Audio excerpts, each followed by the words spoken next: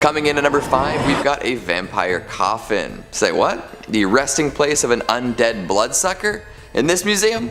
Well, what happened to the previous tenant? Was it forceful eviction, or maybe a what we do in the shadows scenario where a vampire hunter snuck in through the basement and exposed an ancient vampire to sunlight? Regardless of how they came into possession of this burial box, the story probably isn't too pleasant. Still though, what a find. According to Ed and Lorraine, the coffin once belonged to a modern day vampire, but they didn't really elaborate too much on the details. That kind of vagueness just makes me want to know more, you know? Unfortunately, that story may have died with the famous couple, but we can definitely consider a whole plethora of options. There are all sorts of implications that come along with someone claiming to possess a vampire's coffin. How modern are we talking here? Were there other vampires in this one's undead community? Are they trying to blend in with the rest of society at this point, or is it a John Carpenter's vampires scenario where they're looking for more blood than ever? There haven't been too many sightings of vampires lately, at least by my count, so one has to wonder what's been going on. Twilight is trending again, so there's gotta be some sort of vampiric element in the air. A couple more months till October and then we'll know for sure. I wonder if there's anything inside the Warren's coffin. I guess we can't really check at this point, but hey. If anyone has visited or seen someone open the coffin, would you be so kind as to drop the details down in the comments? I'd love to know if there are any rosaries, fangs, or vampire bones left behind. Maybe even some scorch marks that might suggest that the vampire did indeed get burned. Gosh, a modern vampire. I wonder if they like video games or watching sports on TV. Coming in at number 4, we've got cursed photographs. Cue the Nickelback jokes. Look at this photograph. Every time I see it makes me suffer. Not as catchy, but you get the point anyway. While none are particularly legendary, you can definitely assume that any photographs at the museum have a creepy backstory. I'm actually kind of surprised more cursed photos aren't circulating these days. It seems like a lot of photographs with spirits and curses imbued within are from the age of the darkroom, or even before that. Do you think that tin-type pictures were more likely to be cursed?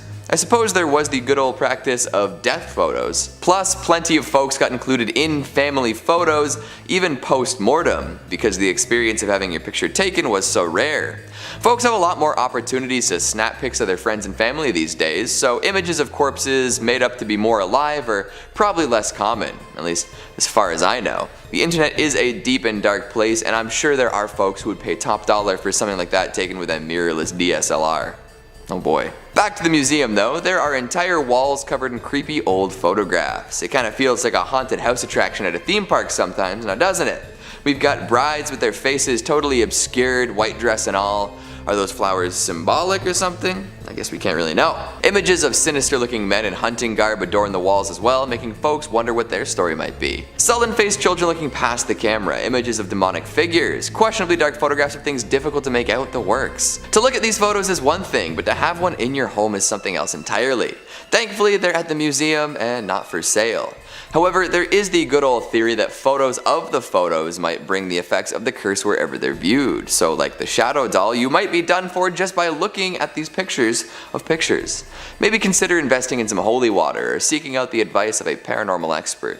Good luck with all that. Coming in at number 3, we have the haunted painting. The Smithsonian is home to a number of beautiful, artistic, and haunted paintings. Take this painting for instance. It's called Memorial and was painted by Benton Spruance in 1951. Just by looking at it, it gives me the chills. The painting features a bunch of floating creepy heads or masks with a skull and cross in the background. For starters, why does that one eyeless lady look like the mom from Coraline? Like, I saw the painting and that's immediately what I thought. Unfortunately, not a lot is said about this art piece, but Benton was known for creating pretty dark pieces of work, this being one of them. And according to a number of visitors and staff members, they believe that this painting is haunted. For starters, guests have complained about feeling uneasy near the painting. Workers have experienced the exact same thing. They claim that the painting gives them the creeps. Not only that, but apparently there was also a cold spot around the painting, which was odd because there was no vent or anything nearby. But around the painting, it felt as if someone was blowing cold air directly on the back of their neck and arms. Now, the painting was gifted by a man named John B. Turner, and it makes me wonder, why did he donate it? Did he know it was haunted? Did creepy things happen to him when he was around the painting and that's why he donated it? Who knows, but probably.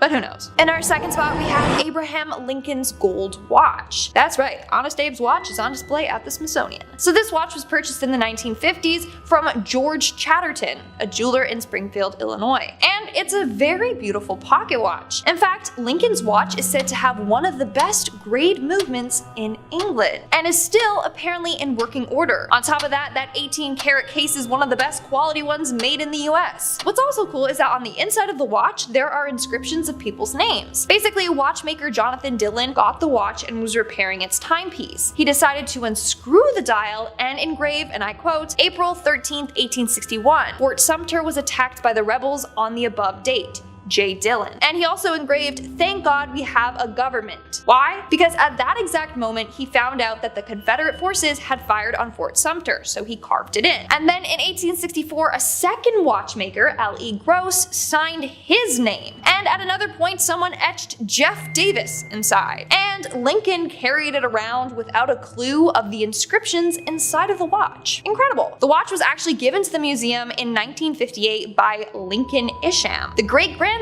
of Abraham Lincoln. And of course, rumor has it that Lincoln likes to haunt his watch. People have seen his ghostly apparition around the area where the watch is being kept. But damn, that must be one big apparition because Abe was tall as hell, so imagine seeing his ghost. Terrifying. And in our number one spot today, we have Abraham Lincoln's hat, another haunted object from Abe himself. But you heard me correctly, the Smithsonian has a top hat from the one and only Honest Abe. In fact, this is the hat that he was assassinated in. So yeah, no wonder it's haunted. Anyways, even though Abe was super tall, 6'4" tall to be exact, and towered over most people, he decided to wear top hats anyway, because, you know, he's cool like that. This hat he got from J.Y. Davis, a Washington hat maker. In fact, he had the black silk band added to the hat, which represented mourning, in remembrance of his son Willie. Anyways, the last time he put this hat on his head was to go to Ford's Theater in April of 1865. After he was shot, the War Department preserved his hat and everything else that was left at Ford's Theater. Of course, they got permission from Mary Lincoln to do so. The department then gave the hat to the Patent Office, and in 1867 it was given to the Smithsonian. But it was immediately put in the basement storage room. Why? Well, the secretary of the Smithsonian thought that there was too much excitement at the time, so the staff had to keep it all hush-hush, and they didn't even reveal that they had the hat until 1893. Now it's one of the museum's most treasured objects, and of course it has the history of being haunted by Abe himself. Apparently a number of people have seen Abe's apparition around the museum, mostly around the hat, but they have claimed to have seen a tall dark figure that looks like Abe in other areas as well. Want to know something kind of freaky but kind of cute? In part 1 of this video, I talked about Mary Lincoln's dress that's also at the Smithsonian, and apparently her dress is said to be haunted by Mary herself, meaning the two are together haunting the museum in the afterlife.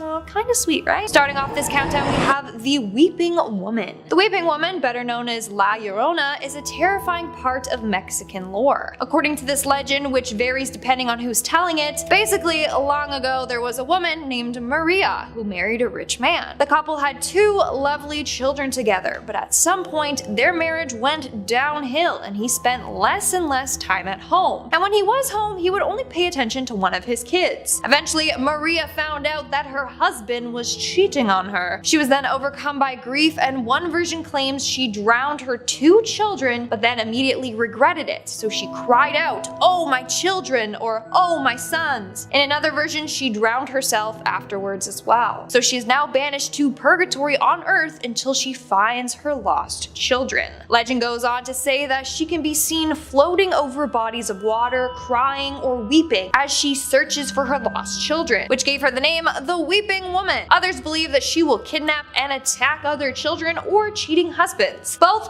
pretty terrifying scenarios, and tons of people are afraid of her. Now, the Smithsonian has this terrifying La Llorona doll. Currently though, it's no longer on display, and I wonder why. Apparently, it was freaking too many guests out. On top of that, staff have reported hearing sounds of weeping coming from the doll at night. Could it be that the Weeping Woman is real and has possessed this doll? I don't know, but I think it belongs to the Warrens Museum, not the Smithsonian. Like, I don't think they're trained on how to deal with spirits and other dark entities. In our 4th spot today we have the Creeping Doll. But honestly, it should have been named the Creepy Doll, because look at this thing. It belongs in a Stephen King horror film. So this doll was one of the first prototypes for a doll that crawls on its own. It was invented in 1871 by a man named George P. Clark. His goal was to make a doll that crawls exactly like how a baby does. And honestly, look how far we've come. Like those Baby Alive, a Baby So Real, like those dolls, scarily accurate.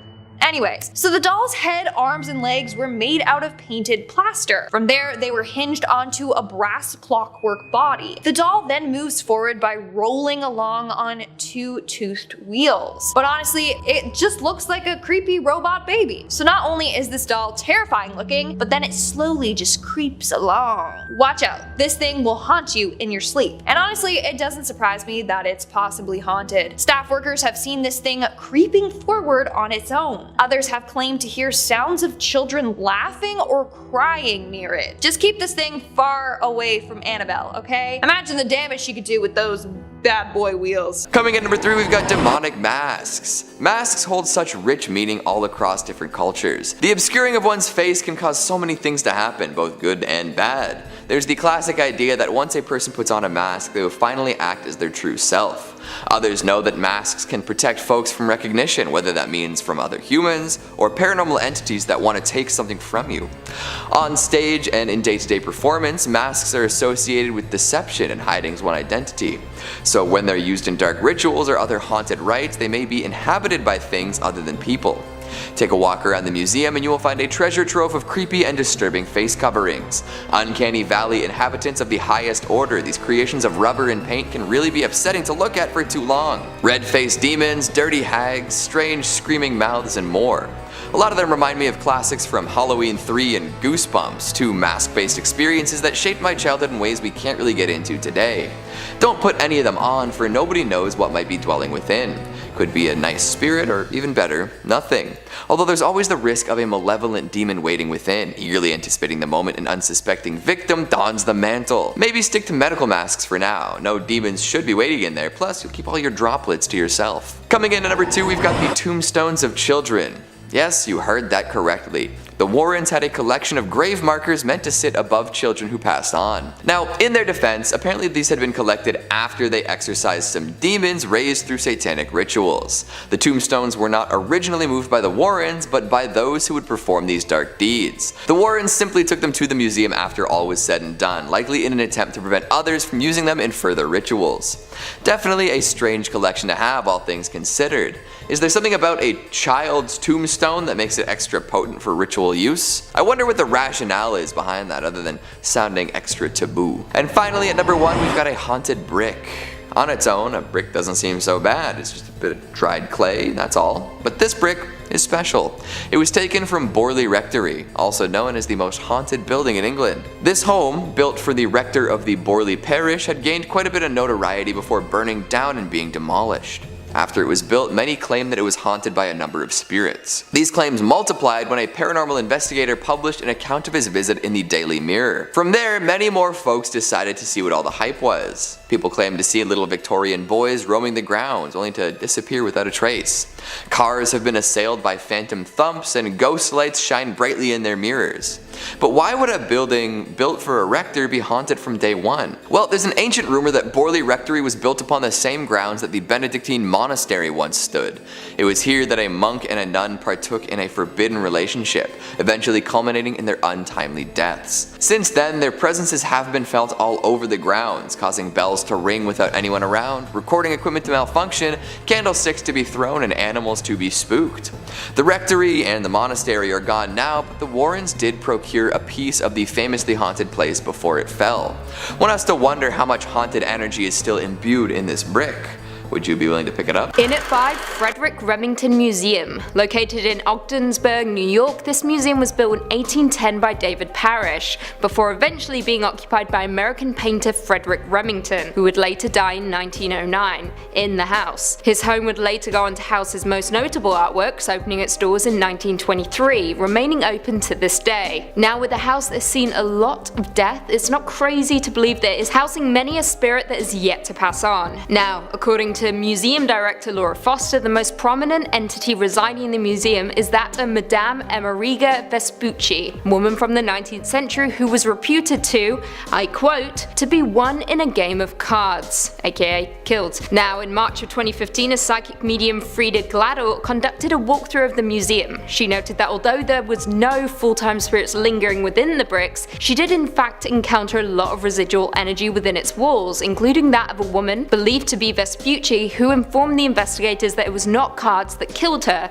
but instead a nasty owner of the neighbouring museum, according to the transcriptions of the walkthrough. Now, Laura Foster has been quoted in saying that a lot of these reports have been embellished and perhaps the ghostly talks of the museum are getting the better of it, but still, supernatural reports keep coming in. In at 4, Merchant's House Museum. Now a museum, the Merchant's House was originally populated by the Treadwell family from 1835 to 1933, and who are rumoured to be haunting the old museum. Many visitors have reported seeing ghostly figures that match up the images of the Treadwell family. Gertrude, the youngest daughter, is most prominently seen roaming the halls. She passed away in 1933. Every year, paranormal investigators flock to the museum, including Dan Sturges, who documents the ghostly activity through recordings and pictures. Though no firm evidence has come out of the investigations, that does not stop the reports from rolling in. Communications manager at the museum, Emily Wright, has stated, "The museum would never come out and definitively say, yes, we're haunted. Yet visitors have matched reported sightings with images of the family."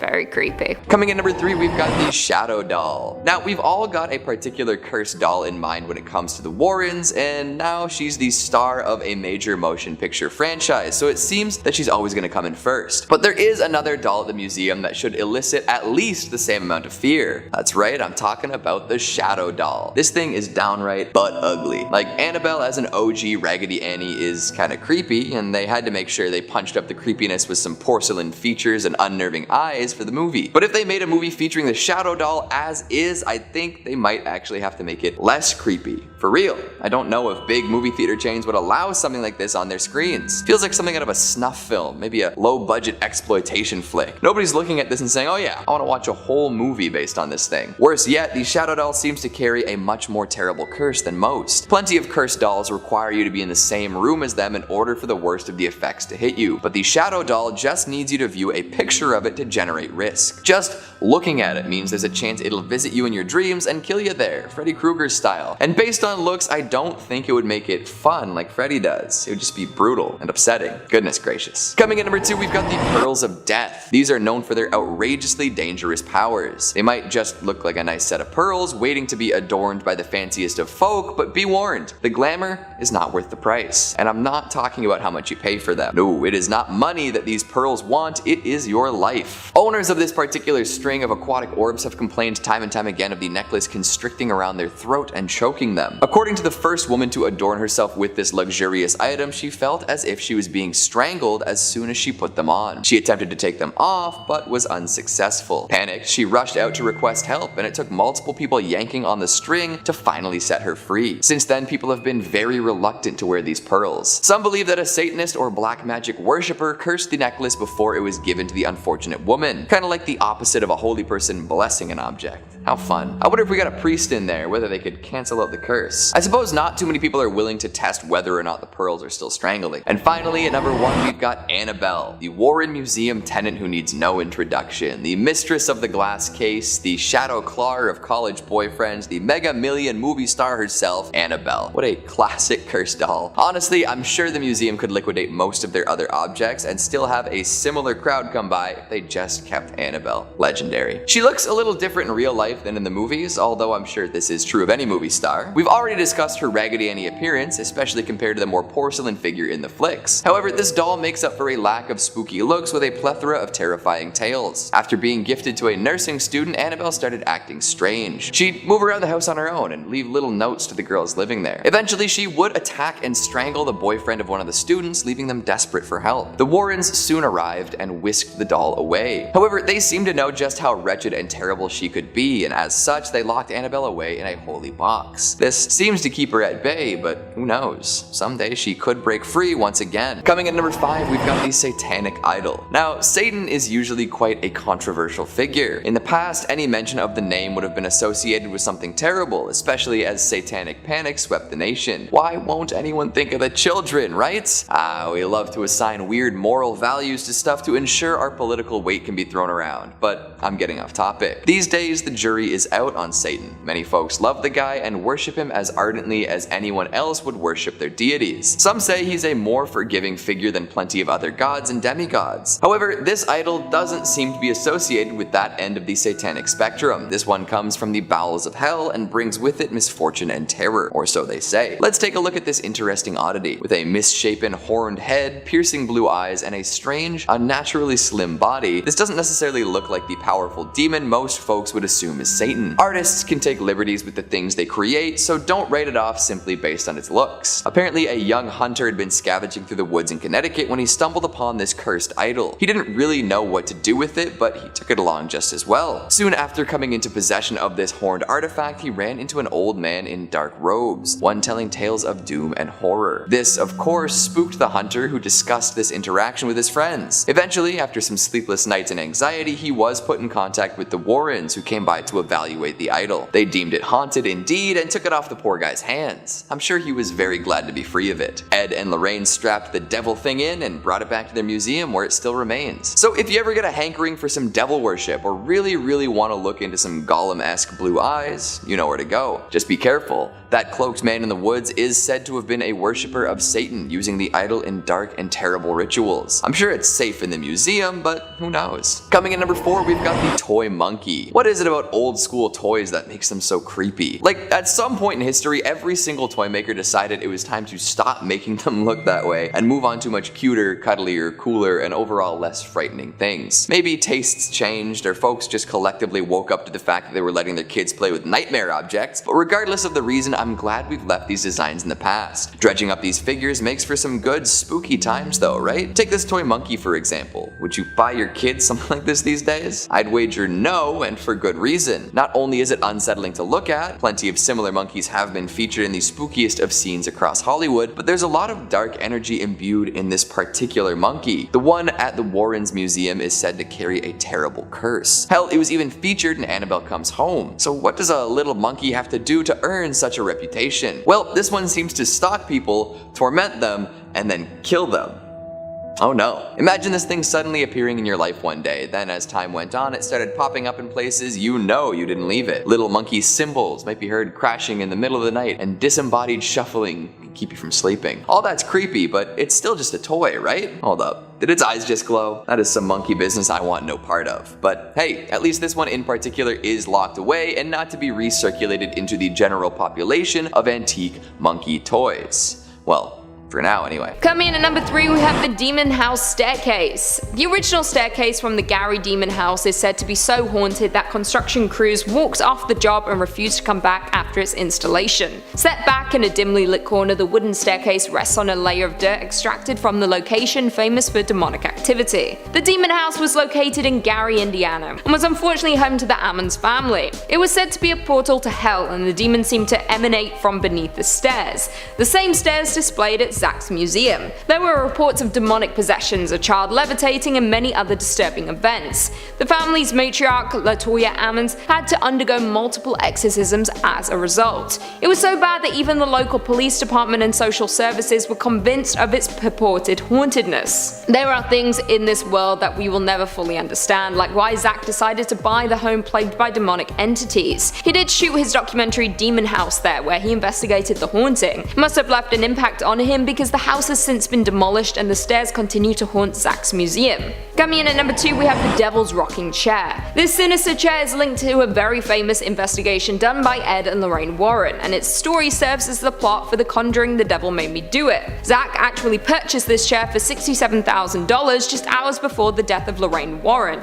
Ooh, creepy. The Devil's Rocking Chair was the site of the infamous exorcism of David Glatzel, who was allegedly possessed by a demon. The 11-year-old at the time was being tormented by a man-like demon who resembled a beast with sharp jagged teeth, horns, and hoofs. As the haunting progressed, the chair was said to be under the demon's power, and David would often see the beast sitting in it. Ed and Lorraine performed numerous exorcisms on David in that very chair. The final exorcism was a success, and the demon was expelled from David right into his sister's boyfriend, who killed his landlord shortly after. He pled not guilty due to demonic possession, a first in American history, citing that the devil made me do it. It didn't work, by the way. In 2019, the Devil's Rocking Chair's exhibit actually had to be shut down because it was doing its job a little too well.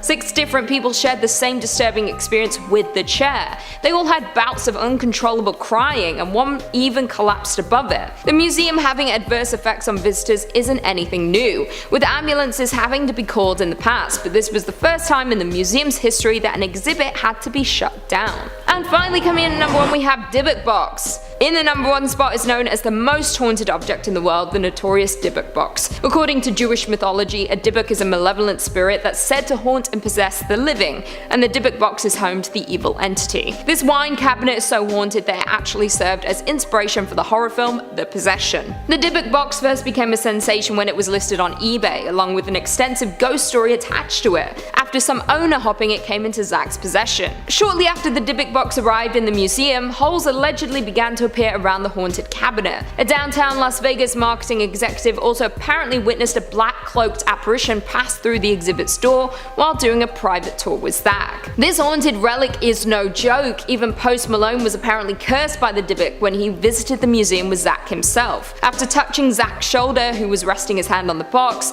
Post Malone had a streak of terrible luck. In less than a month, his private jet was forced to make an emergency landing when 2 tires blew out. His house was broken into by armed robbers, and then he got into a car crash. Coming in at number 5, we have Dr. Jack Kevorkian Death Van, also known as the Deathmobile. Dr. Jack Kevorkian's van was a place many people spent their last moments alive. The 1968 Volkswagen van was where Dr. Kevorkian carried out as many as 130 assisted suicides in the 90s, and has become a piece of history. However, at the time, the pathologist was met with controversy and public criticism for his taboo work on physician-assisted suicide with terminally ill patients. He spent 8 years in prison for second-degree murder because of this, but is often viewed as a pioneer in the medical field and as an activist. His impact was so great that HBO released a drama called You Don't Know Jack, in which Al Pacino won an Emmy and a Golden Globe for his portrayal of the controversial doctor. Over the year, the death van has seen many different owners. Zach purchased this van for $32,500 from American Jewelry and Loan. When the Detroit pawn shop first bought the vehicle, it was actually featured on an episode of a TV show. Apparently, Long Island medium Teresa Caputo also passed by the van in their warehouse and said she felt something there. Visitors of Zach's Haunted Museum can peek inside the Dr. Jack Kevorkian's death van and see the exact spot where many people died. Coming in at number 4, we have Edgins Cauldron. This is certainly one of the more gruesome relics on display at Zach Baggins' Haunted Museum, and it's believed to have belonged to the butcher Plainfield Ed Gein. He's known for not only committing 2 murders, but mutilating corpses and fashioning items from human skin. Some of this morbid creation include masks made from real human faces, a human skin lampshade, and a female skin suit. Although his kill count doesn't technically classify him as a serial killer, he still served as inspiration for several fictional serial killers like Leatherface from Texas Chainsaw Massacre and Buffalo Bill from The Silence of the Lambs. This cauldron is said to have been a place for Ed Gein to boil body parts in, but its authenticity is largely unknown. It was auctioned off in 2015 by a man named Dan McIntyre. He claimed to have inherited it from his grandmother, who bought it in 1958 at Gein's estate sale following his arrest. That's bleak as The highest bidder was Zach, purchasing the little pot for $2,800. At the time, Dan said he was happy to be rid of it, as it was the source of strange phenomena. I mean, I wouldn't want that in my home. Now, Edgins Cauldron calls Zach's Haunted Museum home, where it is said to radiate negative energy. In at 3, Torquay Museum. Now, I just had to include this one on our list, not only because it's creepy as but also because it's in my neck of the woods, Devon, England. Torquay Museum was founded in 1844 and holds a dense collections of artifacts from across the globe. Now there is no firm evidence or folktales reported on the museum, but there have been 2 unexplainable occurrences over the last 10 years that even paranormal investigators can't seem to wrap their heads around. To begin, on the 19th of July 2015, an article was published on the Daily Mail website seemingly showing a woman in old-fashioned clothing emerging from the floors of the museum. Take a look. Now, looking at it, you may just think it's a hazy picture of a girl in front of a fire. However, this picture was taken during one of the ghost hunting evenings at the museum, and according to multiple sources, nobody was in the room. Manager of the museum, Carl Smith, said, "We saw something in the middle of the photo, and when we adjusted the contrast, we clearly saw the woman. It was a bit of a surprise and pretty creepy. From the angle of the photograph, it looks like she is submerged into the floor, almost like she is below floor level." Creepy stuff. However, this isn't the only unexplainable evidence to emerge out of the museum. A year later, CCTV footage captured this moment from the museum gift shop. Take a look. Now, papers flying off shelves isn't abnormal, but the rate and speed in which it happens certainly is. I'm calling ghostly farm girl spirit for sure. What do you guys think though? In it too, Smithsonian Institution Building. Opening its doors 10 years after our previous number is the Smithsonian Institution Building, and it is rumored to host many spirits within its museum, including founding donor James Smithson, whose remains have resided in the museum since 1904. Now, in 1973, Smithson was briefly disinterred after claims of his spirit wandering the halls of the museum at night began to surface. The coffin was opened and his skeleton was still in its rightful place, thank God. The reports still come in of his unsettled entity roaming the building. Smithson isn't the only spirit to supposedly be haunting the building either. Spencer Fullerton Baird is another sighting written about by the Washington Post. Baird was the museum's first ever curator, and he is also rumored to be walking around the halls with Mr. Smithson. Other sightings include explorer Emil Bessels, Secretary Joseph Henry, and paleontologist Fielding B. Meek,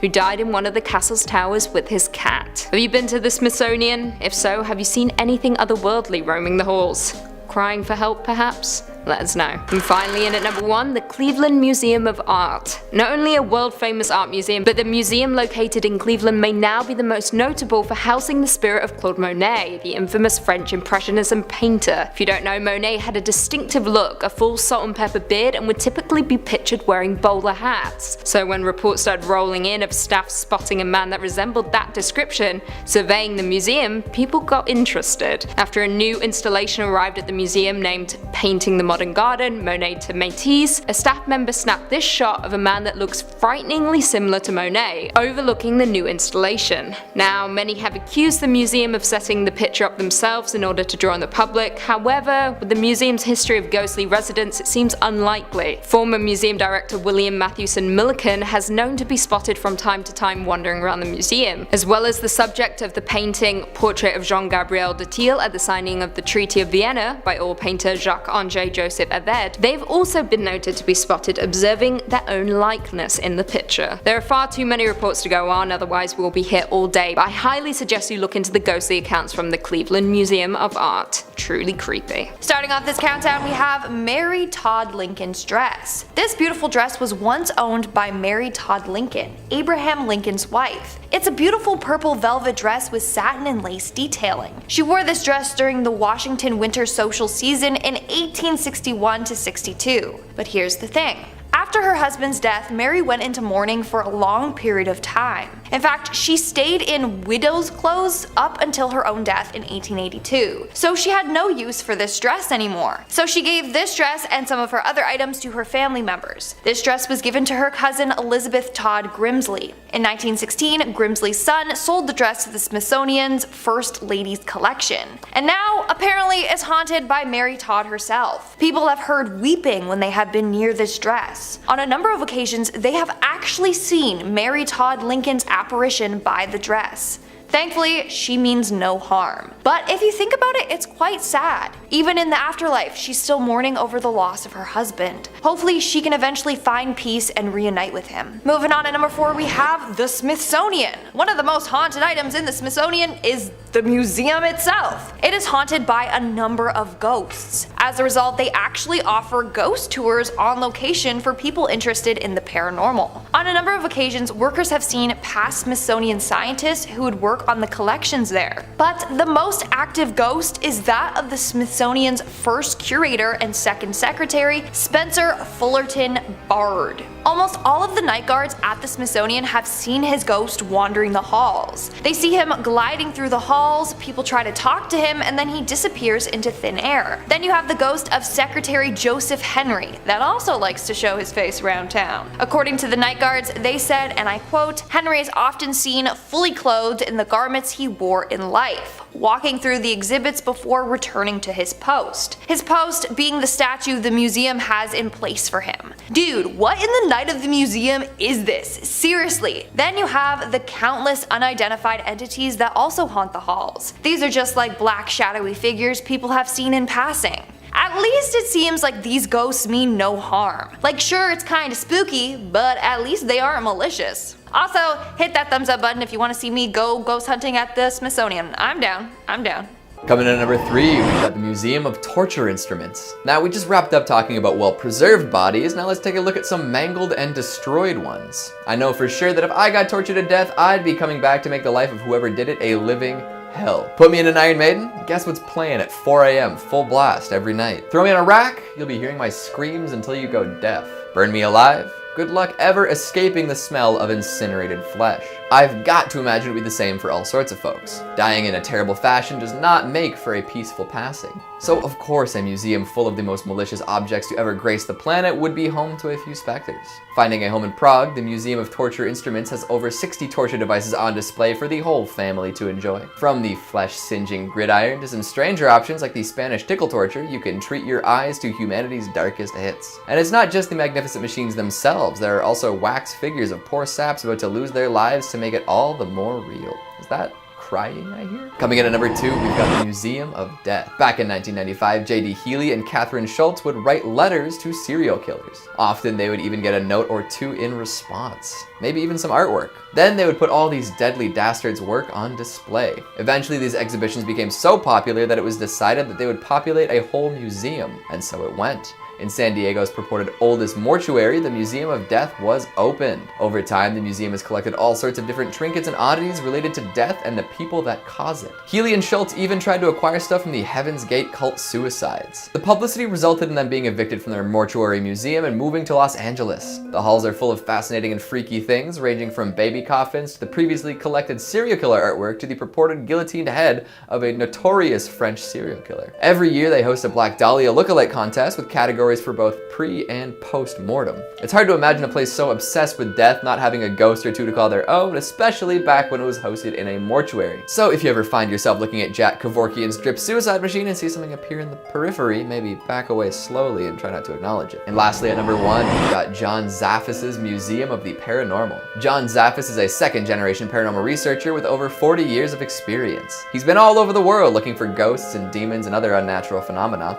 A prolific public presence, he's starred in reality TV shows, made appearances in documentaries, and has been an expert guest on many a radio program. All of this knowledge about the world beyond our own has been put to good use in his very own museum. Many of the items he has collected over the years are held here. While some are simply curios from interesting places, Zaffis claims that a lot of the items held here are indeed haunted. He'll cleanse the items before putting them on display, although some are particularly active and must be kept in special cases. And if you've heard of Annabelle, you know exactly what that means. The museum showcases a sword used in satanic rituals, a military jacket that supposedly gave a girl vivid dreams of the battlefield, and even the Virgin Mary statue that the haunting in Connecticut was based on. It's kind of like Ed and Lorraine Warren's museum, but with a little less Hollywood scrutiny behind it. There's no billion-dollar franchise backing Zaffis, just a few movies here and there. Coming in at number 5 is the Pitt Rivers Museum. This archaeological and anthropological collection is an offshoot of Oxford University in England. It's known for storing and displaying all sorts of items from the collection of General Pitt Rivers, including an extensive amount of historically significant significant photographs and sound recordings. That's not what we're discussing here though, no. If we're discussing things that are creepy and potentially haunted, look no further than the Sansas display. There's a room at Pitt Rivers dedicated to the shrunken heads recovered from the upper Amazon region between Peru and Ecuador. Lots of folks think that shrunken heads are just pulpy tropes used to mysticize people from the Amazon for use in movies and adventure novels, but they were indeed a real practice made by the Shuar and Achuar people. In order to capture the power of a person's soul, they would peel the skin and hair off a skull, soak it in hot water, and then have hot sand poured inside. As the demand for shrunken heads increased in Europe, more sloth and monkey heads were used. I guess there weren't enough human heads to keep up with colonial demand. The museum displays contain one human head from General Pitt Rivers, and nobody knows how he came into possession of it. Probably some sketchy business. Since then, a few more shrunken heads have been donated to the museum, and they're kept in the treatment of dead enemies case along with other human heads. So if you've ever wanted to encounter a human soul stored in a shrunken head, or maybe just some skulls separate from the rest of their body, head on down to Pitt Rivers. But maybe don't look him in the eyes though. Coming in at number 4, we've got Catacombs di Capuchin. And if just the heads aren't enough for you, consider heading down to Italy to see a massive collection of mummified bodies. Back in the 16th century, the Capuchin monastery ran out of space in its original cemetery,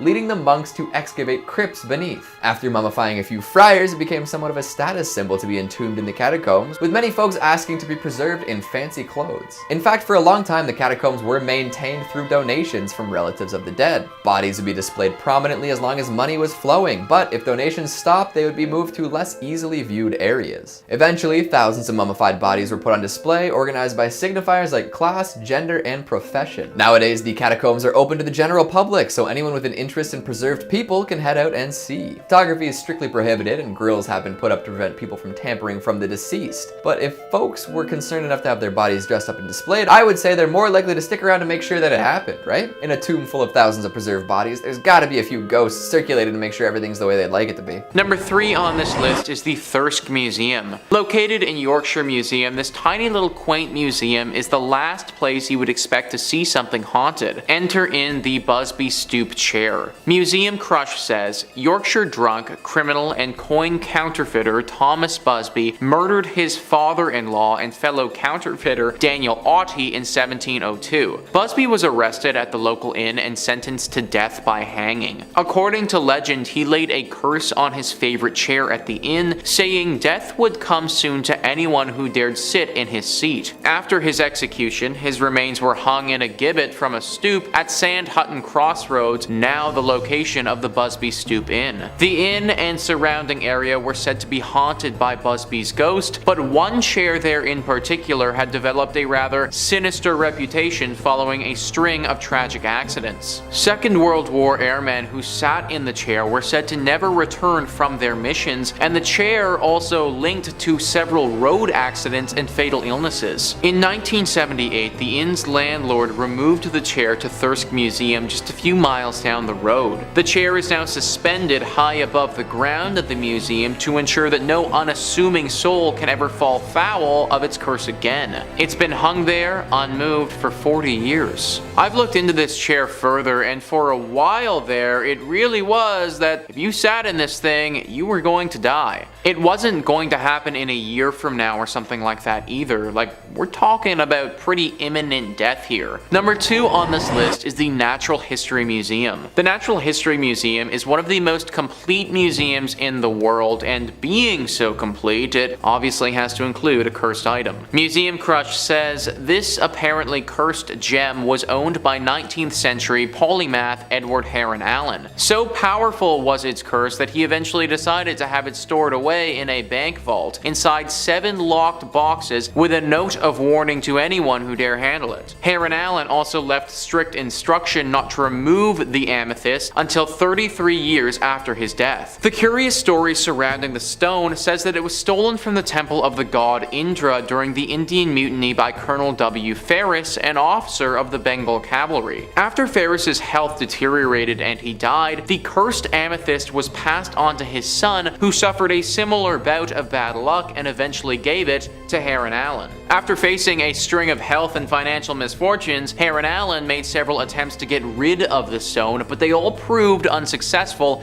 each time it returned to him. Less than a year after his death, Heron Allen's daughter donated the amethyst to the Natural History Museum, where it is on display in the vault. And finally, number 1 on this list is Zach Baggins' Haunted Museum. The number 1 voted haunted place in America has got to make this list, considering it's full of cursed objects. There isn't just one object here that's cursed, there are tons. In fact, we would need our own separate video dedicated solely to this place to even begin to break down all the scary stuff that's in this museum. Just listen to this small excerpt from the website. Among the hundreds of terrifying possessions, museum goers can even peek inside the VW death van in which Dr. Jack Kevorkian ended the suffering of terminally ill patients, as well as get a close-up look at the propofol chair from Michael Jackson's death room. Perhaps most unsettling is the original staircase from the Indiana Demon House, notorious for its powerful paranormal activity before being demolished in 2014. The wooden banister and creaky steps from the house now stand in a dimly lit corner, resting on a blanket of dirt from the location. Following its installation, a group of construction workers walked off the job and refused to come back. These are just a couple of the so-called attractions that this place has to offer. If you go to this museum, then there is a very good chance you will end up walking out with a curse attached to you. That much paranormal energy all lumped into one place, it just spells out something haunted. Be very careful if you ever intend to go here. Number 5 on this list is the British Museum. The British Museum has a super haunted item in it that is said to be somewhat responsible for the death of hundreds of individuals. The unlucky mummy. Museum Crush says not actually a mummy, but the mummy board or coffin lid of an unknown high status woman from the 21st or 22nd dynasty. The British Museum's unlucky mummy has earned quite the reputation for causing destruction through its ancient curse. The mysterious mummy was found at Thebes in the late 1800s, and tales of its curse start soon after that. It's said that of the 4 young Englishmen who bought it, 2 died in shooting incidents and 2 died in poverty.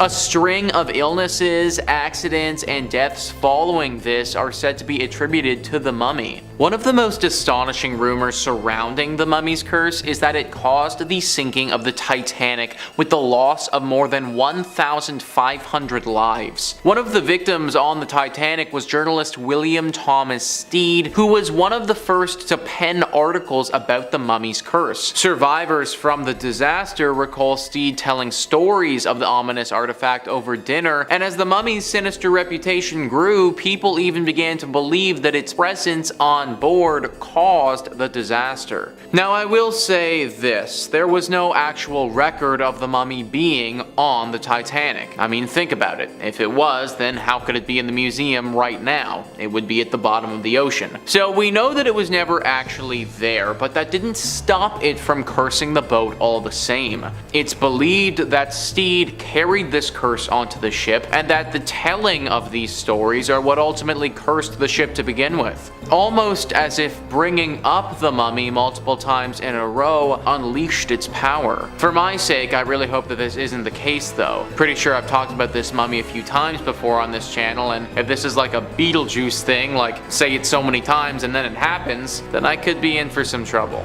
Number 4 on this list is the Royal Museum's Green Witch. So apparently the Queen's house in the museum actually has a cursed piece of architecture built into it. Museum Crush says, rather a large object, the tulip staircase of the Queen's House of Royal Museum's Green Witch lays claim to being the first geometric self-supporting spiral stair in Britain, and is rightly regarded as one of the great features of the former royal residence. But it is also the location of the Rev R.W. Hardy's famous ghost photograph. The retired Canadian vicar and his wife visited the house in 1966, and like many people before and since happily snapped away at the elegant spiral of stairs. But it wasn't until they returned to British Columbia and developed their films that they noticed a scarily cloaked spectral figure climbing the stairs. Subsequent investigations into both stairs and photograph have thrown no further light on the unearthly mystery, although as recently as 2002 a member of staff reported seeing a ghostly figure cross a balcony of the stairway before disappearing in time-honored ghostly fashion through a wall. I guess you could argue the staircase isn't necessarily an item, but who cares? The museum is still as haunted as ever, and maybe even more so. At least with other museums that have haunted or cursed items, the curse just pertains to that object, and usually if you don't touch the object or interact with it, you should be fine. Just walking around this place, and especially going up or down the stairs, carries a pretty heavy risk to it. Be very careful around the stairs at the Queen's house if you ever end up going. In our third spot today, we have the ancient Egyptian treasures. Rumor has it that a number of treasures or artifacts from ancient Egypt are cursed. I mean, you all know about King Tut's curse. Well, there are a couple of items in the Smithsonian from ancient Egypt that are definitely haunted. For starters, we have the scarab. This scarab is believed to be from King Tut's tomb. For starters, it is believed that bad luck will fall on anyone who handles King Tut's body or other artifacts in his tomb. Everything in there is believed to be cursed by King Tut himself. I'm sure you've heard of the story of Howard Carter and his team that excavated the tomb. After doing so, several of the people involved died suddenly and mysteriously, so it's believed that this scarab is cursed along with the other items there. And then we have the mummified cat head. Yeah, you heard me. Now this one actually isn't from King Tut's tomb, but a woman named Mab B. Nylon donated a cat's head.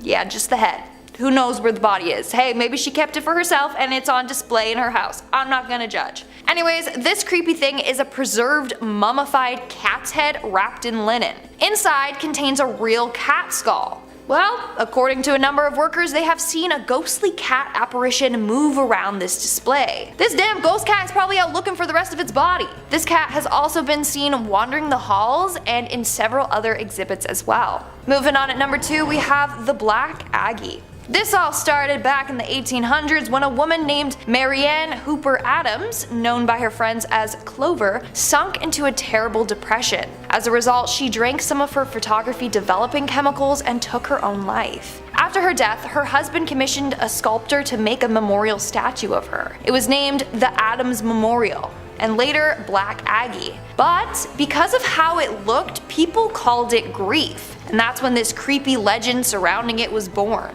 Legend goes that if you stare into her eyes long enough, they'll open up and start glowing red. Those that see her eyes will either be killed by her or she will cause you to go blind. Not only that, if you sit on the statue's lap at midnight, then you will die within 2 weeks. It's also said that pregnant ladies should never go near her. If they do, she will cause them to miscarry. Of course, this is just a creepy legend, right? Well, supposedly there's real life stories of this haunted statue taking people's lives. One man put a cigarette out on the statue's hand and he was later found dead with a gunshot wound to the head. Another man was found dead at the foot of the statue and no one knows his cause of death. Now, you may be wondering how the statue got to the Smithsonian. Well, because of the legend, a lot of people were breaking into the cemetery at night to visit it, and it was often vandalized. So the family donated it to the museum where it remains to this day. And in our number 1 spot today, we have the Hope Diamond. This is a very beautiful diamond from India, but here's the thing.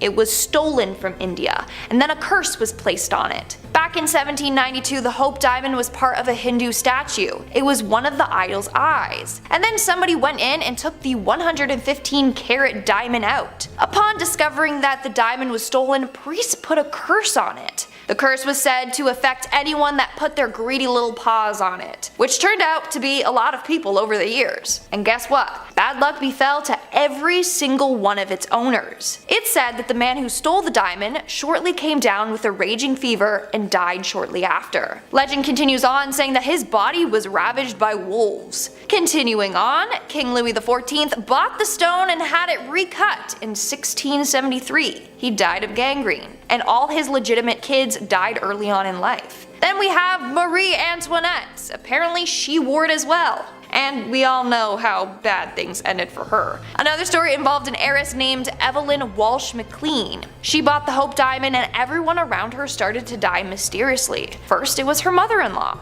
then her son, then her husband left her and later died in a mental hospital, and then her daughter. She later sold the diamond to get rid of this curse. That's not even half the people affected by this diamond, like the list goes on and on. Now the haunted diamond is on display at the Smithsonian. Hopefully no one will ever try to steal it because we don't need to relive its curse over again. Number 5. The Ring of Sylvanas. The Vine Ring, aka the Ring of Sylvanas, is a gold ring dating back to the 4th century AD. The ring was discovered in the fields of a farm in 1785 in Hampshire, England. Originally the property of a British Roman named Sylvanus, apparently it was stolen by a person named Sanicianus, upon which Sylvanus hexed the ring with a curse. That's right.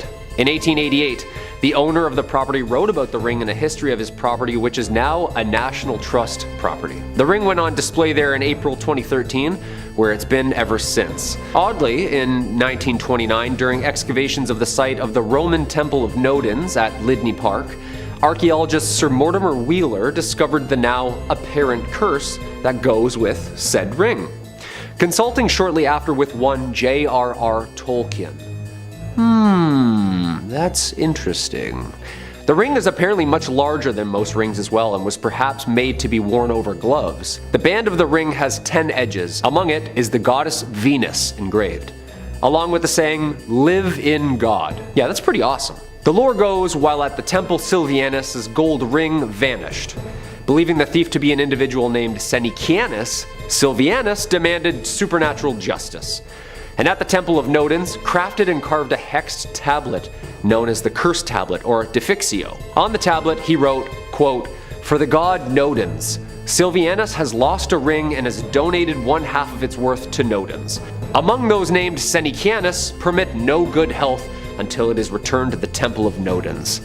Yeah, that sounds like a spell to me. You better return that, buddy. Nodens is like Poseidon. Yeah, that's not good if he's out there looking for you. Number 4. Tutankhamen's Trumpets. The trumpets are a pair that were first found in the burial chamber of the 18th dynasty pharaoh, famously known as King Tut. One sterling silver and one bronze. They are considered to be the oldest operational trumpets in the world, and the only known surviving examples from ancient Egypt. The trumpets were found in 1922 by Howard Carter during the excavation of Tutankhamun's tomb. Yeah, you know, the whole cursed tomb thing. The bronze trumpet was discovered in the tomb's antechamber in a large chest containing other military objects and walking sticks. The silver trumpet was found in the actual burial chamber.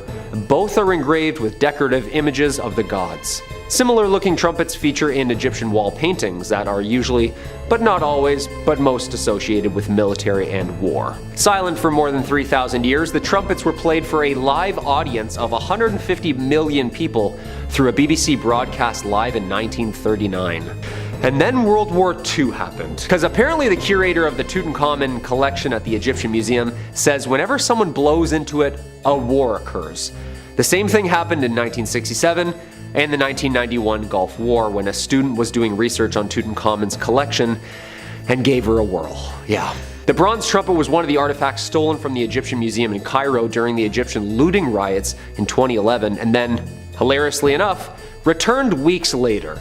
Yeah, apparently it's like really cursed, like haunted cursed. Guy didn't want it anymore. Shocker. Coming in at number 3, we've got the Haunted Music Box. Just another classic spooky object. Where would we be today without spring-wound machines that generate tinkly renditions of famous tunes? I feel like every 10 movies or so there's a shot of a haunted music box. Maybe that's a thing of the past at this point, but we do know that the Perron family dealt with a whole lot of nonsense stemming from a music box in the first Conjuring movie. Some things that appear in the Hollywood flicks don't actually exist in the real world, and they're just there to add some intrigue. The samurai suit in the Feely Mealy game were a couple examples of of that, but we'll leave it at that for now. We'll focus back on the music box instead. After playing a big role in the exorcism of Bathsheba, it gained some wicked notoriety. Folks who had seen the movie assumed that this object was cursed in exactly the same way. That's not really the case, but it is fun to imagine, right? Music boxes are classic vessels for curses, especially thanks to the general creepy vibe the music can give off. How many cheap horror creations make use of a distorted music box song and some creepy childish laughter? Actually, keep the number to yourself, I already know it's way up there.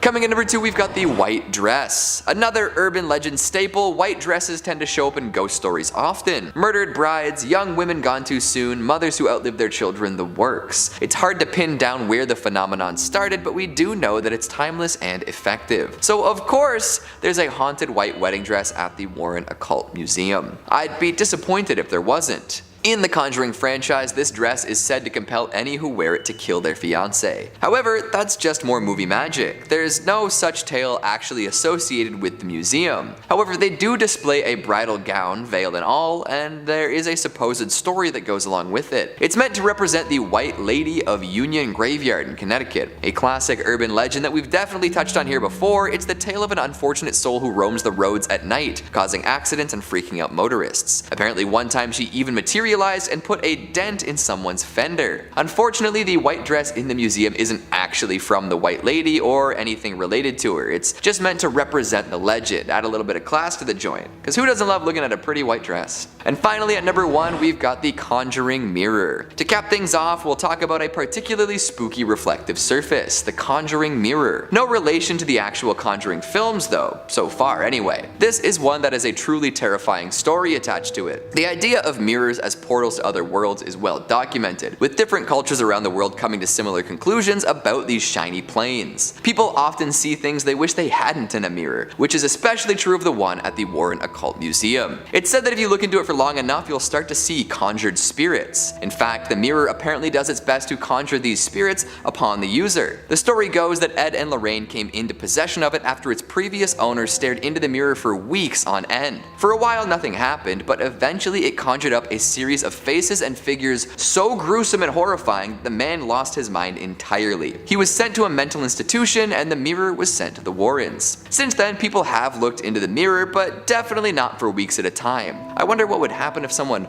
replicated the experiment. Number 5, the organ. Music is the basis of like every good horror movie, isn't it? Music playing from the other room by itself? Yeah, that scares the shit out of me. When I forget my Bluetooth is on and I hear the music from the other room, my heart skips a beat. And there's some Shakespeare sonnets on there, you know, so it sounds like some dudes in the other room just talking to me in Old English. Well, there's actually an instrument that plays by itself, apparently, every night around 9 p.m. Unless it has priests bless it to keep it only wood and ivory. Apparently it likes to play a little number or two from the other side. Residing in the Warrens Occult Museum in Monroe, Connecticut, Ed Warren, the husband of the famous demonologist duo, apparently likes his classic music. Well, not live, I should say. He obtained the organ apparently after authorities cleaned out a haunted house owned by Reverend Eliakim Phelps in Stratford, Connecticut. Somebody from the authority at the city of Stratford reached out to Ed asking him if he'd be interested in obtaining a musical instrument in which needed some special handling. Nothing like a dusty old haunted organ, like the old hockey games in churches organs, you know? Apparently one night Ed was woken up by the sounds of the chords of the organ being played. It was late at night, so naturally Ed thought maybe someone had broken in and was fiddling downstairs with the instrument. Ed went down to check it out, and as soon as he entered the museum where the Warrens' haunted items are kept, the organ would just stop. Yeah, creepy. And also annoying. Like, why do ghosts always do that? It's so like trickster of them, you know? This would happen over and over and over again. The organ finally stayed quiet semi-permanently when after the Warrens asked a priest to bless the organ on a regular basis. Apparently it needed to be continuously cleansed or else the mysterious pianist would start their eerie tune again. Yeah, organs have to be the scariest instrument on this planet. So Halloween-y sounding, you know what I mean? And so Dracula-ish. Toccata in D minor, just Number 4, the wedding dress. Your wedding day is supposed to be the happiest day of your life, isn't it? Dressed to the nines, till death do us part, cake smashed into your face, yada yada yada, and of course, that iconic wedding dress, you know? Yeah, it's tradition. So what's this wedding dress doing in the Warrens Occult Museum then? Well, the official story behind the white gown in the Occult Museum is that of the White Lady of Union Graveyard. She has been spotted for decades. Many claim they have seen the lady in white at Union Cemetery. She's said to walk the graveyard at night, and locals tell us they've also seen her on nearby roads. Union Cemetery sits just off the junction of routes 59 and 136 in Easton, Connecticut. The legend goes, it's the home of a spiritual entity that allegedly walks the property. I can tell you that now for a fact that this place is haunted. It's one of the most haunted places around, said Lorraine Warren herself. Yeah, and she's seen some stuff in her time. One of the most infamous encounters is that late one night a man was driving down Stepney Road in his pickup truck just past Union Cemetery. Out of nowhere, a woman in a white dress appeared in the middle of the road. The man couldn't slow down in time and struck the woman head on. When the man screeched to the side of the road, there was no sight of the woman he had hit.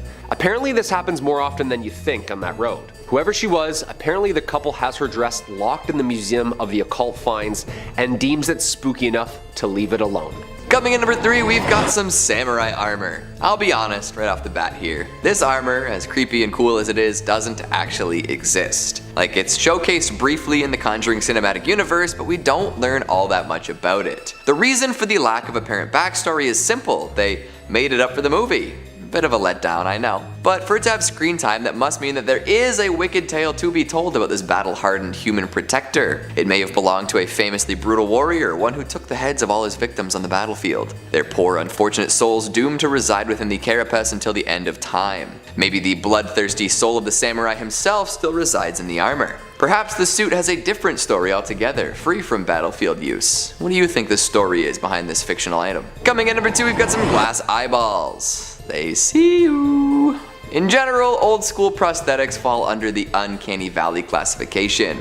The folks making them didn't have the technology or experience to make them truly comfortable or convincing, so we often ended up with weird facsimiles of human body parts that are quite unsettling to look at. To be honest, I think the pirates had it right. Forget fake parts, let's just use peg legs and eye patches. Of course, that's not exactly the most dignified way to live one's life, and not everyone wants to look like a pirate with a hook for a hand. So even before we had high quality prosthetics for general use, folks did their best to make replacement parts. And so we ended up with stuff like this. 2 foggy glass eyeballs inside of what appears to be an Altoids tin, ready to peer into your soul at a moment's notice. That's a grim image. And apparently, these eyeballs are haunted. I'm not entirely sure what that means, but it must be blood-curdling. Maybe they float around at night, suspended in the air, implying a face that nobody can see. Or maybe a ghost without eyes pops them in from time to time, completing a face that went to the grave missing a couple of ocular grapes. No matter how you slice this, you've got a pair of roly-poly, disembodied eyeballs that cannot and will not blink. Things they must have seen. And finally, at number 1, we've got a dark magic doll. Unsurprisingly, the Warrens had a massive collection of scary dolls. Annabelle and the Shadow Doll are just the beginning, and are likely so well known compared to the others thanks to their relative power. These two will act on their own and often cause mischief and misfortune without being prompted. The Dark Magic Doll is a little different, where it's still imbued with a curse, but has to be used by a human to take effect. According to Tony Spera, son-in-law of the Warrens, it operates kinda like a voodoo doll. By adding an image of the person you're attempting to harm to it, you can use it to cause plenty of pain in their life. Make the doll look like your target, perform a quick ritual, and maybe add some of their hair to the equation and you're set. Then you hang the doll and wait for it to take effect. Apparently those who are targeted by the effects of this magic doll will soon fall ill and eventually succumb to this illness. So don't be messing around with it for no reason. You've got to go in with intent. And just for funsies, please let us know if that's something you plan on doing in the future.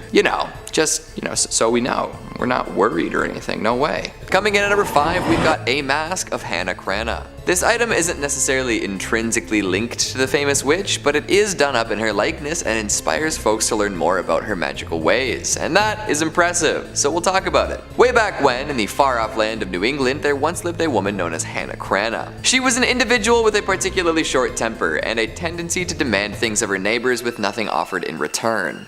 Come on, Hannah. Now, oftentimes her neighbors would say no to these demands, resulting in a bit of a tantrum from Miss Cranna. These could be scary and upsetting, but nothing too terrible, or so they thought. Often, after refusing Hannah Cranna a favor, these neighbors would have some misfortune befall them, and because of the rumors circulating, they didn't usually chalk this up to simple bad luck.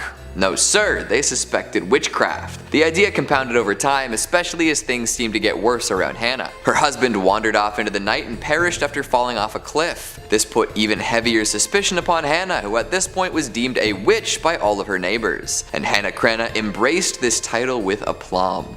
Good for her, right? She took to walking around with her rooster, old Boreas, who many suspected to be her familiar. She cursed her baker neighbor to bake less tasty pies, and cursed a young fisherman to never catch a fish again. And eventually she foresaw her own death and made some more of her famous demands in relation to her burial. Her neighbors were told to carry her coffin to her grave by hand, not by cart. She also refused to be buried before sundown. Of course, when she kicked the bucket, they didn't want to deal with all this. But when they attempted to drag her coffin through the snow by sled, it would slide off and down the hill, forcing them to try again. And to top it all off, when they returned to Hannah Cranach's home at the end of the ordeal, it had burned to the ground. A witch through and through. So be careful while looking at this mask. Who knows if somehow Hannah Cranach could still be channeling power through it. Coming in number 4, we've got some satanic books. We've talked quite a bit about the allure and taboo that comes along with satanic rituals. When people find masks, dolls, tombstones, idols, and more associated with Satanism, they tend to get pretty freaked out. They tell tales about what these objects may have been used for in the past and generally attribute a whole lot of dark energy to them. Whether anyone doing this understands exactly what they're talking about is totally up in the air. It seems that every few decades or so there's a brand new satanic panic. X is leading to Y and it's going to corrupt our children. Why won't we think of the children? However, if folks took the time to attempt to understand what they were really talking about, I would bet that the panic might recede a little bit. The frantic reactions of the ill-informed will never stop, will they? On the many shelves of the War and Occult Museum sit volumes and volumes of satanic books. These could be read by those afraid of what rituals might be impacting people around them, or they could sit there and look scary. If you're afraid of something, it is likely that you just don't understand it. Demystifying ideas and people and creatures is often a good way to really get to the core of what makes them scary, and then you can see them for what they really are. People would probably claim that all these satanic books at the museum are haunted or cursed or have a history of being used in evil rituals, but would never themselves read one to find out exactly what the contents entail. Maybe that saves them from being haunted, but also it could cause them to live in ignorance longer, using fear as an excuse to make broad assumptions and statements. I know this isn't a fantastic analysis of the actual books found at the War and Occult Museum, but I feel like when discussing things like this, it can be helpful to encourage curiosity over fear. Who knows? Maybe you'll learn something useful. Hopefully without having to resort to rituals and sacrifices. Number 3, the statue of Osiris. And speaking of ancient Egypt, we arrive yet again at something stolen. The statue of Osiris. In 1971, during an excavation in Saqqara, Egyptologist Walter Bryan Emery found a small statue of the Egyptian god of death, Osiris. He and his assistant returned to the dig site's office in a nearby village as Emery took the statue of Osiris with him. Once at his house, Emery went to the bathroom to shower, and after moments, his assistant began to hear Emery screaming. He found him clutching the sink, clearly experiencing some kind of trauma. His assistant said that Emery stood there paralyzed. I grabbed him by the shoulders and dragged him onto the couch. Then I ran for the telephone. Emery was diagnosed with paralysis of the right side of his body and was unable to speak.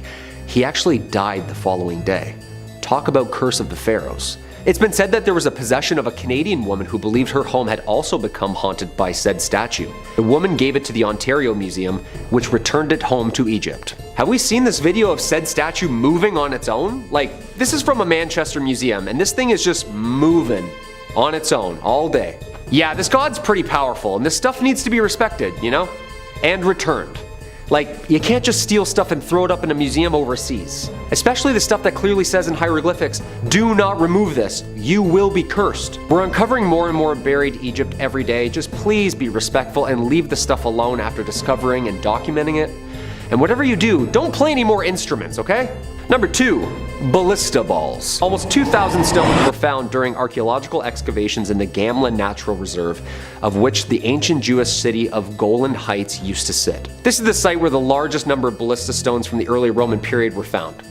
Basically, these little sanded stones are perfectly smooth and perfectly designed for ancient machine gun slingshots. Oh yeah, and of course, by sling or hand. In 2020, a ballista ball in Israel was returned to the authorities 15 years after it was stolen. Apparently the balls were very cursed. Why was this particular ballista stone considered to be so cursed? Who knows? The artifact has been returned by an anonymous person under the name Moshe Manis. According to Moshe, the thief who stole the ballista stone stole it in 2005 when they were a teenager. Yeah. Oh yeah, it's definitely not me. No, it's a friend of mine. Yeah, no, definitely not me. Him and his friends were touring a display of ballista stones at the Jerusalem Walls National Park in the city of David. These ballista stones were used by the Romans when they were fighting in Jerusalem in 70 AD as part of the first Jewish-Roman war, known also as the Great Jewish Revolt. The man returned the 2,000-year-old Roman ballista balls from Gamla and actually wrote a little note on it saying, quote, "These are 2 Roman ballista balls from Gamla, from a residential quarter of the foot of the summit. I stole them in July 1995, and since then, they have brought me nothing but trouble. Please do not steal antiques." You said it, buddy. Those stones have seen their fair share of bloodshed. You don't want any part of that smoke. And coming in at number 1, the Wailing Skull. Our number 1 spot, of course, the one that scares me the most. Skull banshees screaming throughout the middle of the night. Oh yeah, just screeching ghost heads. You know this is a thing, right? Like way more common than we think. Like they're like everywhere. Burton Agnes Hall is in East Yorkshire, was built in 1598 during the reign of Elizabeth I by 3 sisters of the Griffith family. The youngest sister, Anne, was apparently attacked. They beat her after she apparently refused to give them her belongings. Locals heard her cries and came to her rescue and returned her home, though sadly perishing 5 days later. On her deathbed, she requested that the head be placed within the walls of the unfinished manor. The family ignored her request, and after she was buried and the house's construction was complete, the sisters began to hear sinister noises throughout the empty house. Well, screams, actually. The sisters returned to their family's vault to fulfill the past sister's request, and when they opened the tomb, the body was completely intact except for the now smiling skull across the room from the body. Okay, the head was taken back to the Burton Agnes Hall, and miraculously, the noises and disturbances stopped. It's like she asked to be there or something. The noises would only happen again when later residents tried to remove the skull from the premises. Yeah, I'd put that back immediately. Don't mess with people's scary like this, you know? The skull was later cemented in the walls for safety.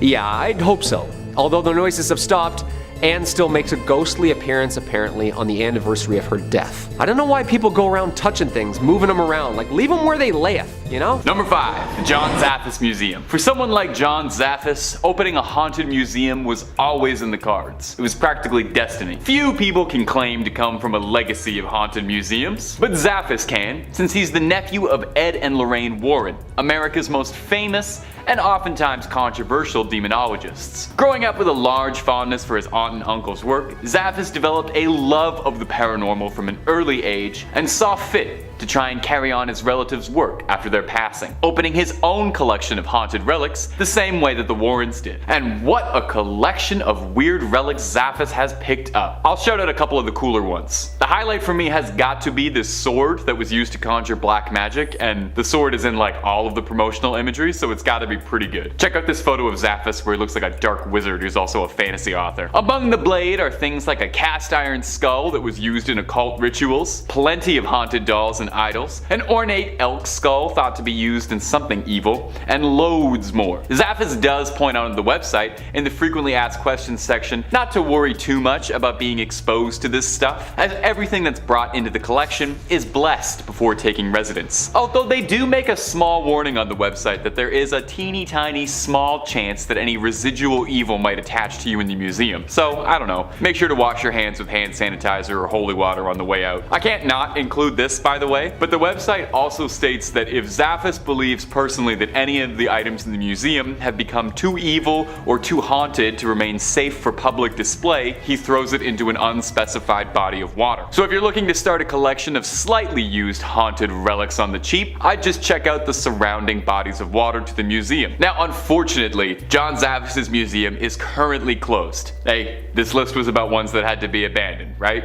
Can't come as too much of a surprise. But for those who are hoping to get a good up-close personal look at these cursed relics, Zapps says he's been searching for a new location for the collection. Hopefully somewhere with some good ventilation, you know, really let all that evil air flow. And hey, if you're looking for more videos about haunted museums, haunted objects, haunted dolls, haunted everything really, we've got all more of that in spades. So stay subscribed to Top 5 Scary, keep the screams coming all night long. Let's keep going. Number 4, the Museum of Medieval Torture Instruments. Pack up the whole family and make sure to stop by at the gift shop for the Museum of Medieval Torture Instruments. Don't worry, there's something for everybody here to enjoy. Make sure you take home the miniature guillotine. One quick look at their website is particularly illuminating. Our main product is emotion. boldly proclaimed as their slogan. Yeah, well, agonizing pain is definitely an emotion, so I can't disagree there. The Museum of Medieval Torture Instruments really is exactly what it says on the tin. It's a massive collection of real historical relics and replicas serving to highlight some of the most disgustingly creative works of engineering ever invented. The kind of stuff that would make Jigsaw and his funny little puppet blush with anticipation. The museum's goal is to remind us just how truly unimaginably cruel human beings are capable of being to each other, and the lengths to which we will go to attain such horrid ambitions. The phrase, "those who don't learn from history are doomed to repeat it," comes up a whole lot on the museum's frequently asked questions page on the website,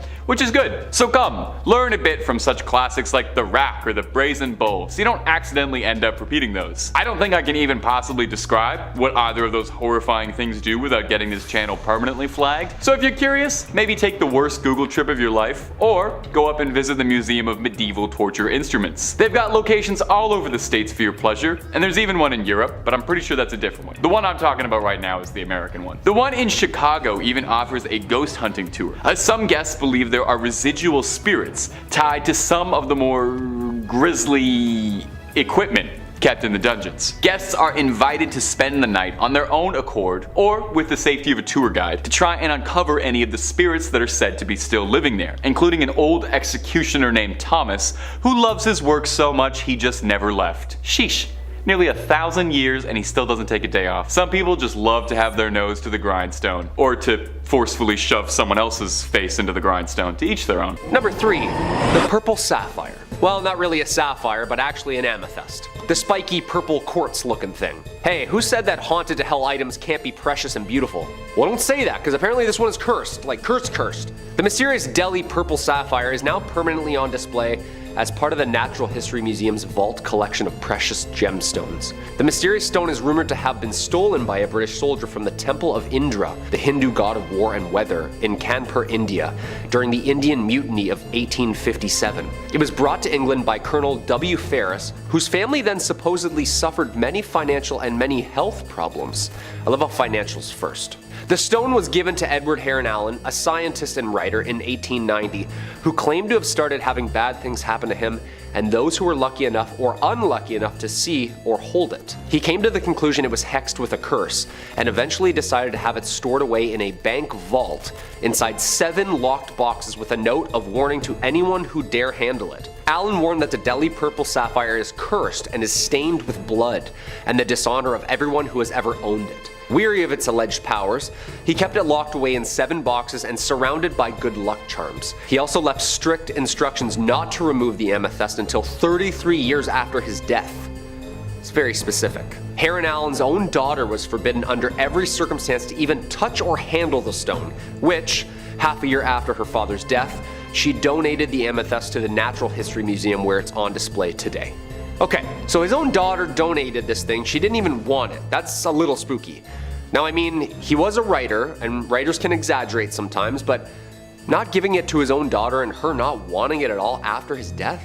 That sounds a little bizarre to me. Number 2, the haunted book. Okay, so sometimes we all find spooky doodles from the past we drew as kids. Finding old spooky pictures or letters written, that can be fun and great for scary stories. Apparently I drew aliens a lot. Yeah, who'd have thought? This next item holds more than just letters though. It holds power. This haunted book was given to Brighton's very own haunted house, Preston Manor, after a Kent family who owned it claimed it caused them to be plagued by ghostly visitors and spectral visions. A haunted ledger which was found bricked up behind a shop wall has been acquired by the museum. Phew. The ledger was donated by Josephine Beniovitz. The book was discovered by her father, Tony Beniovitz, in 1988 when he was demolishing a shop which closed in 1984. Having taken it home, the father and daughter believed they suffered a number of spiritual visions and images of men, women, children, and apparently soldiers on horseback. The ledger, which dates from the First World War, was a clue at maybe who was visiting them. The daughter was told by one of the spirits that the book must be returned to Brighton, where its first entry was written, which was in December 1915. The terrified family delivered it to Preston Manor, which is known for its paranormal occurrences and spiritual events. A medium visiting the house inspected the book and confirmed that they could sense evil omens emanating from its pages. It remains locked up only to be viewed after cleansed. Yeah, I don't think I'm going anywhere near this thing. Yeah, all those old books are usually wrapped in like someone's skin or something evil. Yeah, no thanks. And coming at the number 1 spot, the Iceman. This definitely had to be my number 1 spot. And it's not my favorite UFC fighter, Chuck Liddell. But this is the most terrifying find of all. Not really much of an item either, but more like a 5,000-year-old frozen and perfectly preserved human mummy that was discovered in 1991 in the Otzel Alps in Italy. Otzi, of course, is the name researchers chose to name the mummy for obvious location reasons. This frozen mummy is of a man who believed to have lived 5,300 years ago. Otzi is believed to have been apparently murdered before being frozen in its time. This is claimed after the discovery of an arrowhead found embedded in his left shoulder and various other wounds on his body. He also has multiple different DNA types on his clothes, suggesting he was in combat or in danger in his last moments. The nature of his life and the circumstances of his death need more investigation, but scientists believe he's Europe's oldest natural known human mummy, offering a very shiny new view of the Copper Age. A huge glacier surrounded him after he died of exposure and preserved his body in a mile-high ice cube. However, this is where it really gets spooky. Once unearthed, rumors of a curse surfaced too and grew stronger as people linked to him began to die, often in accidents or natural health problems.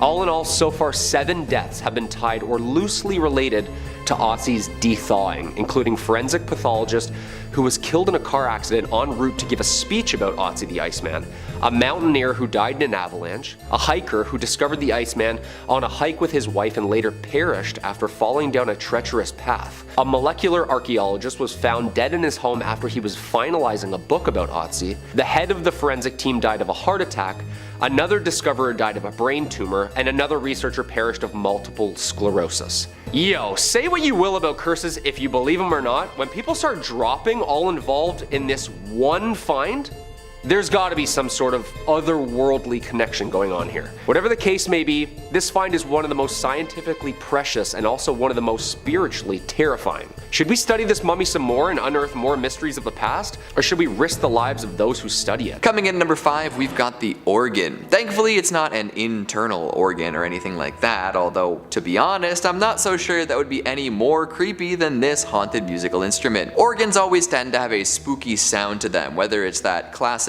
bit from Bach's Toccata and Fugue in D minor, or some old hymnals echoing through an empty church. The pipes and keys combine to create spine-chilling music more often than not. It's a classic sound used to elicit fear and atmosphere in all sorts of different environments. So of course the Warrens brought one back to the museum. It's not a grand affair, definitely not a pipe organ or anything close to one in size and scope. However, it does make up for a general lack of volume and dynamics with an array of haunted energy. The main thing that tends to set people off about this musical instrument is the fact that it likes to play itself. It's not a player piano, nor is there any sort of mechanism inside that would suggest that it was ever meant to make music without the help of a musician. But when the clock strikes 9 p.m, or the museum's apparent witching hour, this keyed instrument starts to play. I'm sure the first person to discover this detail was sufficiently spooked. Playing on its own isn't the only oddity associated with the organ. It's also known to cause anomalous things to happen to folks who play it. One might see a strange man standing beside the stool as they play, or maybe they'll have dreams full of haunting music for a while. If you go in and hit a few keys on this organ, maybe even sit down and play a fugue, all sorts of unfortunate events may be in your near future. After the organ was retrieved from the supposedly haunted house of a reverend, it was placed in the museum. Interestingly enough, no anomalous activity was reported before it was brought back. However, the Warrens were no slouches when it came to decorating, and soon enough the organ was covered in all sorts of other interesting oddities. Now, this idea I came up with on my own, so don't take it as a fact or ask me to cite anything. But what if the things the Warrens placed upon the organ caused it to become haunted? Maybe the curses dwelling inside of those objects came out and played the organ themselves. Food for thought, for sure. Coming in number 4, we've got human skulls. Speaking of objects that may or may not be cursed but also make for great decorations, the Warrens had quite the collection of human head tops. The pearly white bone matter that makes up the shield for our most important organ. That's right, plenty of human skulls in the museum. And not just for archaeological and medical purposes, these were skulls supposedly used in different satanic rituals. Oh boy.